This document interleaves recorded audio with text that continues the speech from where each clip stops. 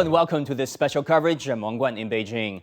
On August the 2nd, U.S. Speaker of the House Nancy Pelosi landed in China's Taiwan region and met with the leader of the island the next day.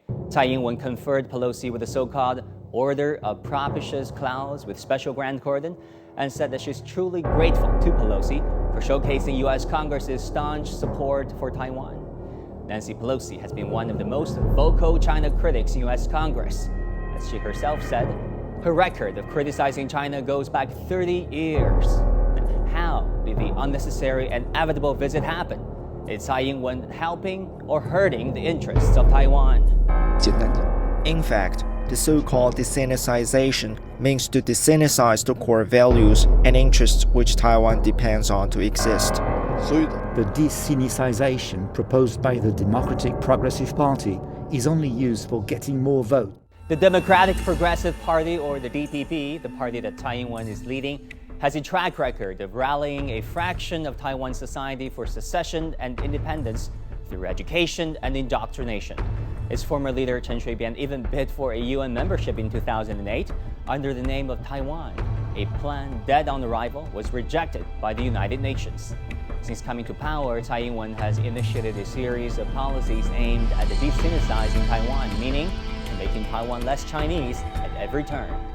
When it comes to desinitization, it is a very interesting concept. Many of our friends in the West are not necessarily familiar with this. Help us understand, how has Tsai Ing-wen and her DPP over the years and perhaps decades really undermined the one China spirit and desinitized the Taiwanese or Taiwan society? Well, this is a very long playbook. In order to claim the right for self-determination, Taiwan must be an independent and different from mainland China race. So DPP has tried for a long, long time to redefine what Taiwan and Taiwanese is about. The number one tactic is to dilute the importance of China, Chinese culture, Chinese language, and Chinese heritage. Yeah, Professor Teng, help us understand the damages of this desinitization campaign launched primarily by the DPP over the years.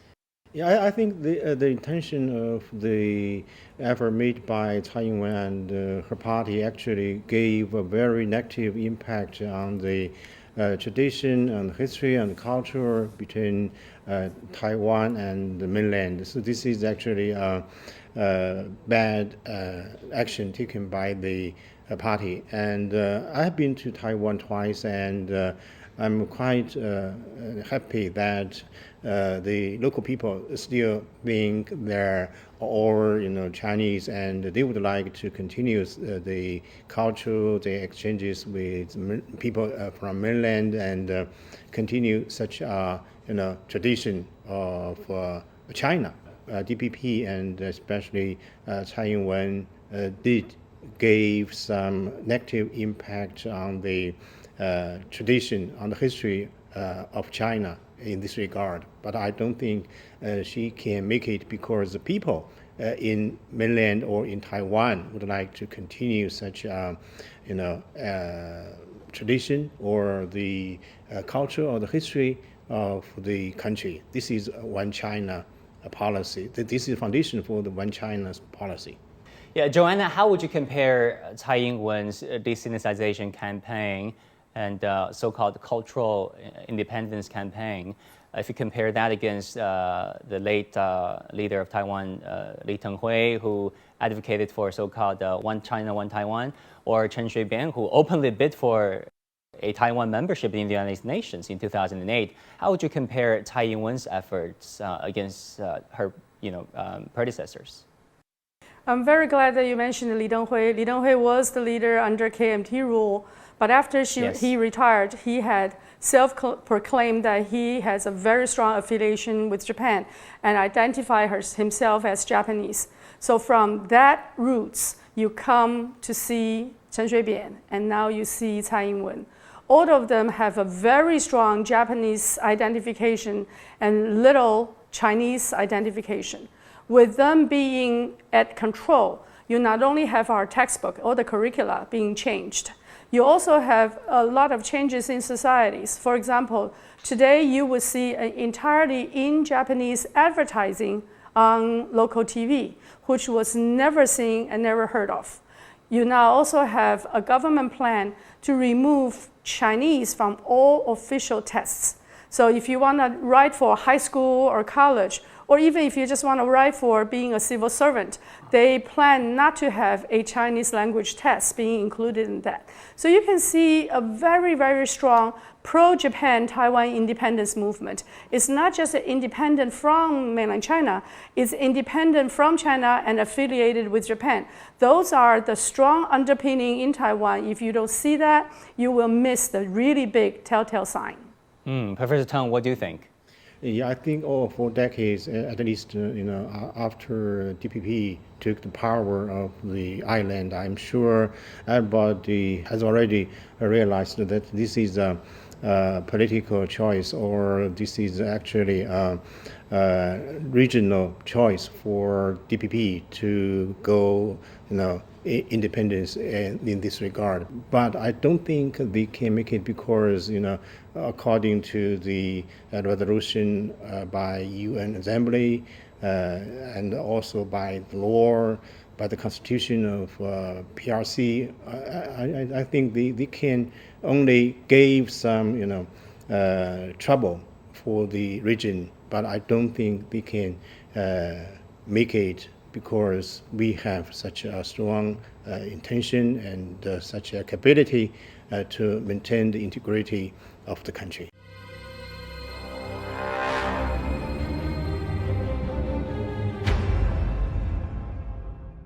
Now, the DPP's strategy is to exploit the de facto separation with the Chinese mainland due to the Chinese Civil War in the 1940s and to get rid of the Chineseness in social, cultural, and political life of people in Taiwan. The campaign has supporters from the United States. The Center for Strategic and International Studies, or CSIS, is one of the staunchest supporters for Taiwan. And in return, Taiwan is one of its largest donors. According to CSIS website, Tsai Ing-wen administration has donated between $200,000 to just under $500,000 for regional studies. The Responsible Statecraft organization published a report describing Taiwan's funding of American think tanks as omnipresent and rarely disclosed. 5 major Washington think tanks, the Brookings Institution, the Center for American Progress, the Center for a New American Security, and the CSIS and the Hudson Institute all receive funding from the Taipei Economic and Cultural Representative Office. The report says that none of their researchers disclose the potential conflict of interests between Taiwanese funding and advocating for more security guarantees for and trade with Taiwan. The politicians get callings from Taiwan too. The Taiwan Lobby report published by Center for International Policy found that Taiwan's lobbyists had contacted Nancy Pelosi's office 18 times during the summer of 2019 and tried to arrange a closed-door meeting between Pelosi and Tsai Ing-wen.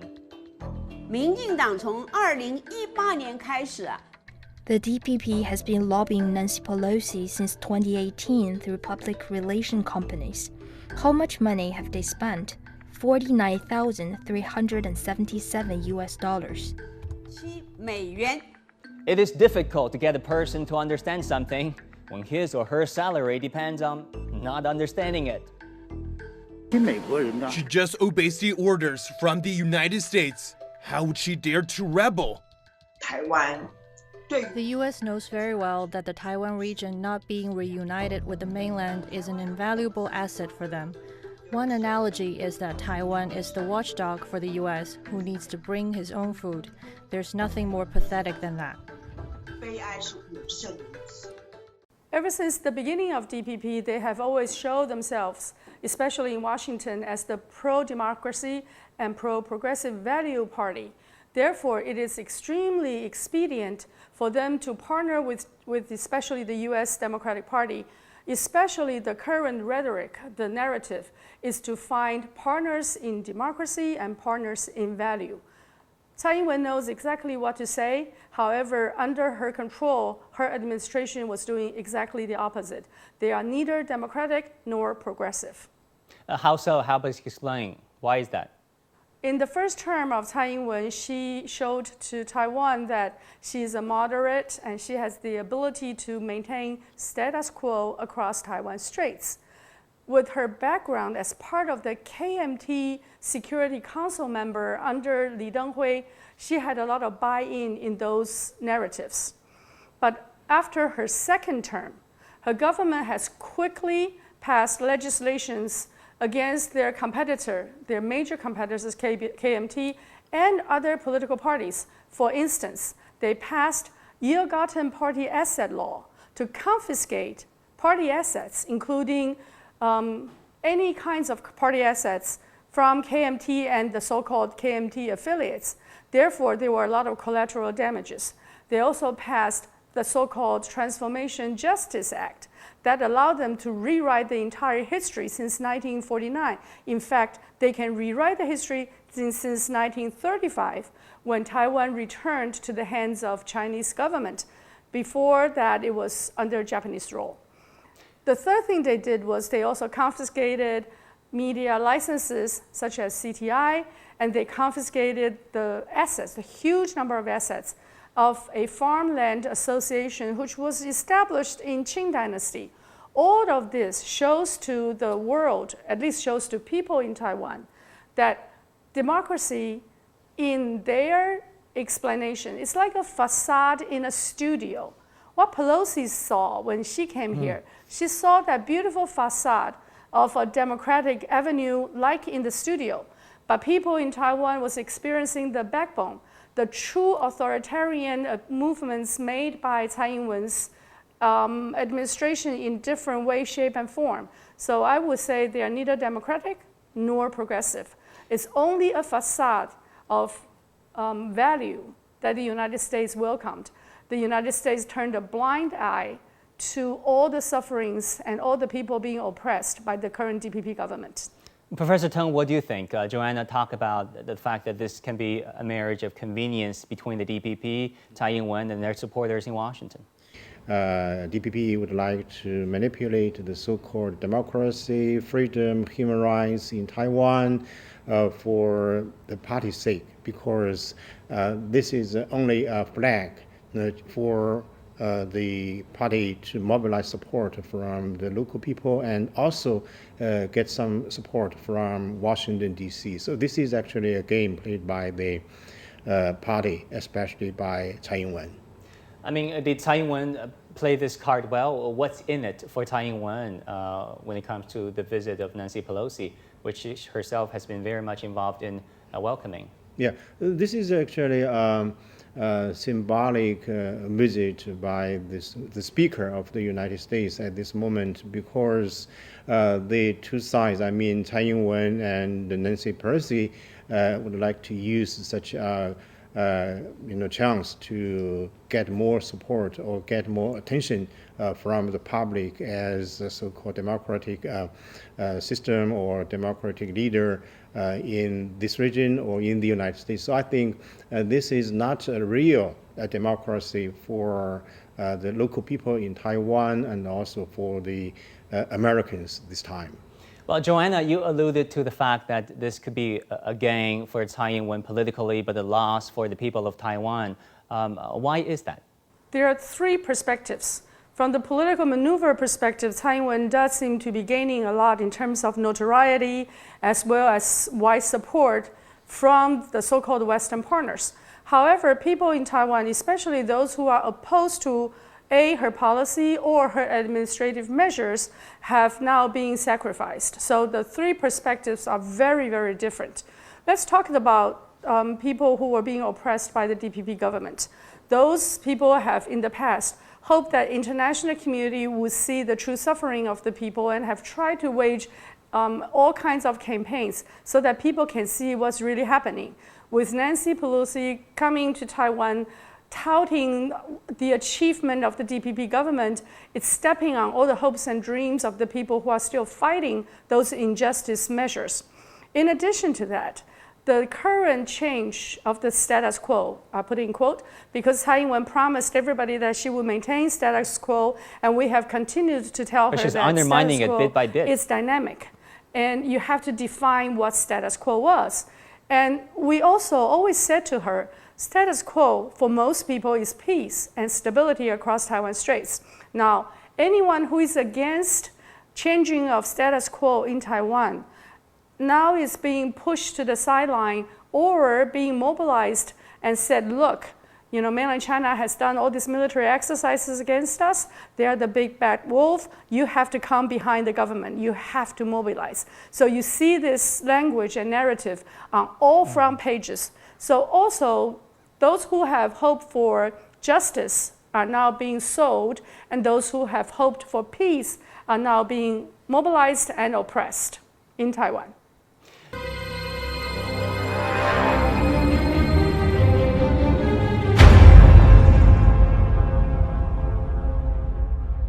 Now, America's strategic ambiguity towards Taiwan is a strategy of double-dealing and hypocrisy. It uses the island as the unsinkable aircraft carrier to contain China, a strategy Washington has been using since the beginning of the Cold War. And Washington found a partner in DPP. Since Tsai Ing-wen was elected leader of the region, she has made 25 different arms deals with 2 successive U.S. administrations. Close to $20 billion were spent on buying U.S. weapons. She has already handpicked her heir apparent, the successor. At the same time, their grand campaign motto may continue going on without any intervention. The campaign motto is to fight China and protect Taiwan.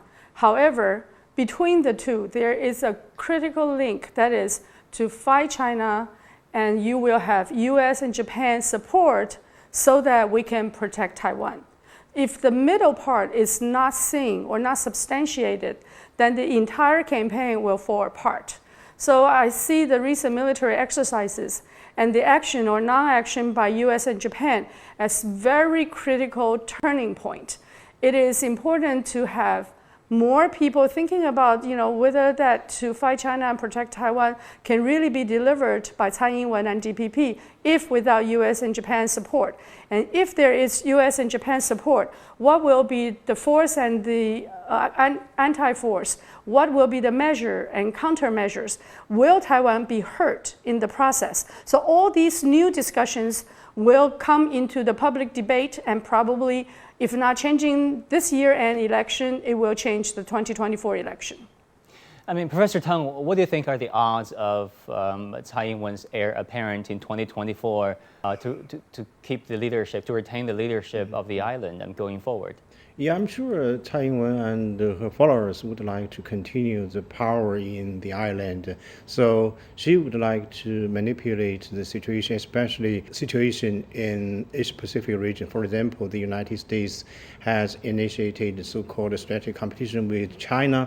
And at this moment, the U.S. side would like to make full use of Taiwan issue to compete with China, and Tsai Ing-wen and her party would like to try their best to manipulate such a competition and to get the United States and some other countries in this region be deeply involved in the issue. So this is a very complicated situation, and I'm sure Tsai Ing-wen can or would continue such manipulation of the international situation and continue the relationship between Taiwan and the United States, and for the sake of DPP and herself, and to continue the power in the island. In March this year, Tsai Ing-wen said that Taiwan's military is planning to cooperate